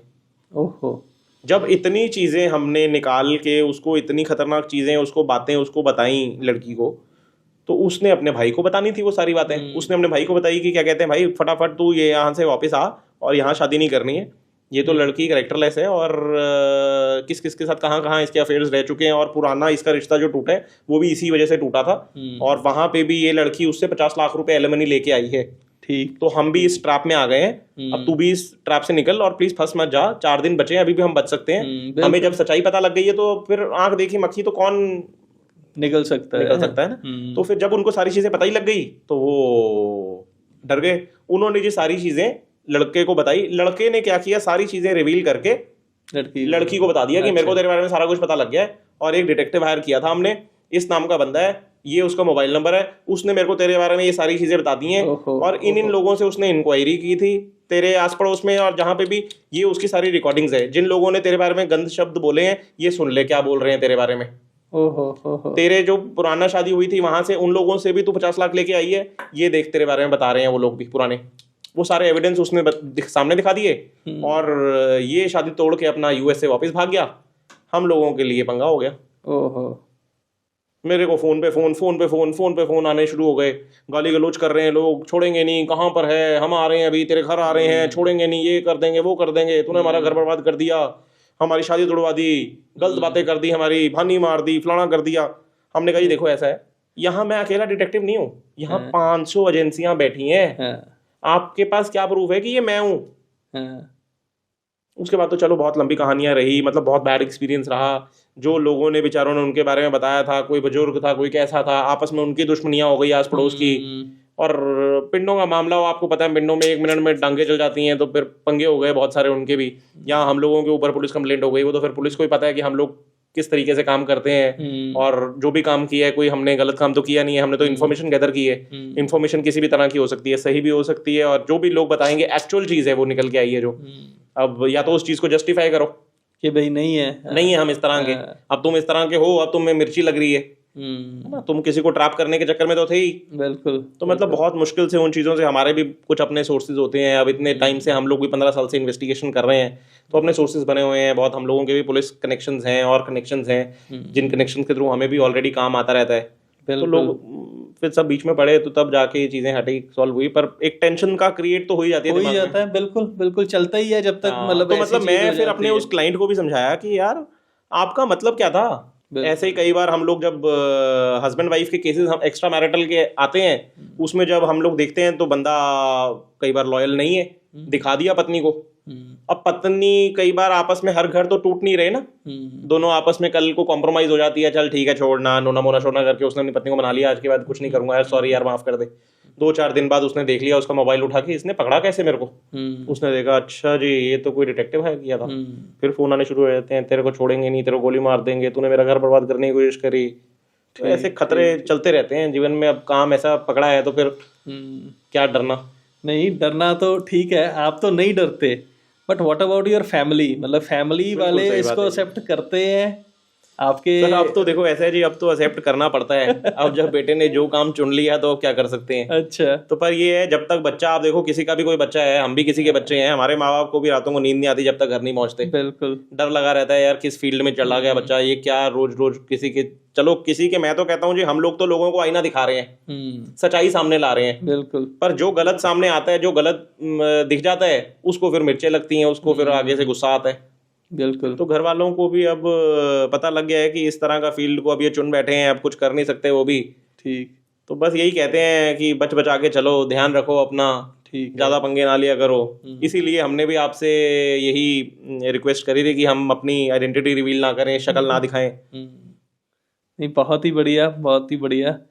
सो mister detective, thank you so much for coming on win talks. मतलब आपसे बातें करके मेरे को बहुत मज़ा आया, मतलब आपकी स्टोरी सुन के, आपके केसेस सुन के, कि how you are creating impact in the society. और लास्ट में मैं चाहता हूँ कि आप अपने एक्सपीरियंस से कुछ ऐसा हमारे व्यूअर्स को बताएं कि वो भी मतलब सोसाइटी में चेंज लाने की तरफ चल सके। बिल्कुल सही बात है, बहुत ज़रूरत है आज के समय में। पहली बात तो देखो मैं ये कहना चाहूँगा कि झूठ से बचें। लोग कई बार शादी नहीं हो रही होती है तो चाहते हैं कि 2-4 छोटे मोटे झूठ बोल देते हैं और शादी हो जाएगी। ऐसे झूठ से बचें। कुछ नहीं पता, लोग खुद कोई चीज़ इन्वेस्टिगेट करके निकाल लें या कोई इन्वेस्टिगेशन एजेंसी को आपके पीछे लगा दें, और झूठ कभी छुपता नहीं है। आज नहीं तो कल घड़ा भर जाता है, पानी बाहर आता है, तो झूठ भी सामने आता है। कल को अगर शादी हो जाएगी, फिर वो कोई ऐसा झूठ सामने आ जाएगा तो वो रिश्ता फिर नहीं चल पाएगा। ऐसे ही मैं उन लोगों को भी समझाना चाहूँगा। आजकल हम कहते हैं जी बीवियों के केस हमारे पास बहुत ज़्यादा आ रहे हैं, इसके पीछे एक ये भी रीज़न मैं देख पा रहा हूँ कि बहुत सारे एक्स्ट्रा मैरिटल अफेयर्स तब भी हो जाते हैं क्योंकि लव मैरिजेस के हमारे पास ज़्यादातर केस आते हैं। अब लव मैरिज हो गई, हस्बैंड वाइफ शादीशुदा हो गए, पति पत्नी बन गए, तो पति अपने लाइफ स्टाइल में बिजी हो गया, अपने लाइफ में इतना ज़्यादा बिजी हो गया, चाहे अपने काम में इतना ज़्यादा बिजी हो गया, अपनी दुनिया में अपने दोस्तों में खो गया, और सुबह का गया रात को 11 बजे घर घुसता है और अपनी बीवी को कोई देख ही नहीं रहा। तो मैं पतियों को भी समझाना चाहूँगा, अपनी बीवियों को प्यार करो, अपने बच्चों को प्यार करो, फैमिली को टाइम दो, रिश्ते बचेंगे, फैमिली कोर्ट्स तक नहीं पहुंचेंगे। बच्चों को ध्यान दो, जैसे बच्चे बिगड़ रहे हैं सोसाइटी में, आज नशे कर रहे हैं या गलत सोसाइटी में जा रहे हैं, हम बच्चों के ऊपर अगर अपनी सर्वेलेंस रखेंगे, बच्चों को प्यार करेंगे, बच्चों को घुमाओ फिराओ, तो बच्चों को आपको पता आता रहेगा मेरा बच्चा कहाँ आ जा रहा है, कैसे फ्रेंड्स हैं मेरे बच्चे के। तो ये थोड़ा सा मैसेज है बस। नहीं, बहुत बढ़िया mister detective, thank you so much for coming on win talks with Abhishek Jain. And मेरे को 100% श्योरिटी है कि ये पॉडकास्ट हर किसी की लाइफ में बहुत बड़ा इम्पैक्ट लाने वाला। Thank you. So thank you दोस्तों, यहाँ तक इस पॉडकास्ट को देखने के लिए। मैं जानता हूँ कि आपको बहुत मज़ा आया होगा इस पॉडकास्ट को देख के, बहुत सारे इंटरेस्टिंग चीज़ें मिली होंगी। और मैं आपको बता दूँ कि इंटरेस्टिंग तो था ही था, लेकिन डिटेक्टिव्स ज़िंदगी में, असल ज़िंदगी में बहुत सारे लोगों की ज़िंदगियाँ बचा रहे हैं। चाहे वो बच्चे हों जो बच्चे गलत राह पे चल पड़े थे, उनको सही राह पे लेके आना, चाहे मैरिज से पहले इंक्वायरीज़ हों, प्री मैरिटल इंक्वायरीज़ हों, जिसके कारण पति पत्नी जो बनने वाले हैं अगर कहीं गलत जगह पे फंस रहे हैं तो वो बच सके, चाहे वो कॉर्पोरेट केसेस हों, जो गलत केसेस होते हैं वहाँ पे कॉर्पोरेट्स को करोड़ों का नुकसान होता है, वहाँ पे उनको बचाया जा सके।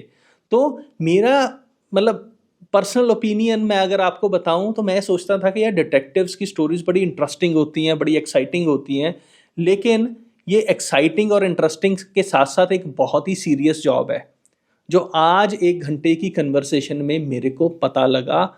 और मैं चाहता हूं कि आप भी इस पॉडकास्ट को अपने उन दोस्तों के साथ शेयर करो जो कहीं ना कहीं अपनी ज़िंदगी में कहीं फंसे हुए हैं और आपको लगता है कि डिटेक्टिव्स उनकी मदद कर सकते हैं और आप उनके लिए एक नोबल जॉब कर सकते हो। So please share this podcast with that particular friend, और हमारा चैनल को सब्सक्राइब करना ना भूलें, और साथ में घंटा भी लगा हुआ उसको भी बजा दें ताकि नेक्स्ट पॉडकास्ट की नोटिफिकेशन आपको सबसे पहले मिल जाए। सो धन्यवाद।